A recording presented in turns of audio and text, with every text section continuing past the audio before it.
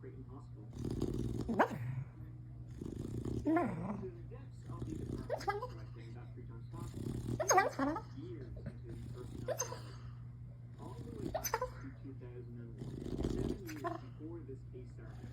His name came up. Garcia.